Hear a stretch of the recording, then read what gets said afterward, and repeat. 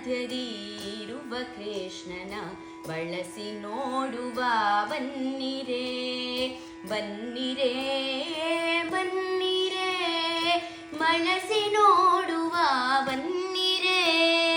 ಶುಕ್ರವಾರದಿ ಪೂಜೆಗೊಂಬುವ ಚಕ್ರಧರ ಶ್ರೀಕೃಷ್ಣನು ನಕ್ರಹರ ತ್ರಿವಿಕ್ರಮನು ಮನವಾಕ್ರಮಿಸಿ ಸುಖ ಕೊಡುತ್ತಿಹ.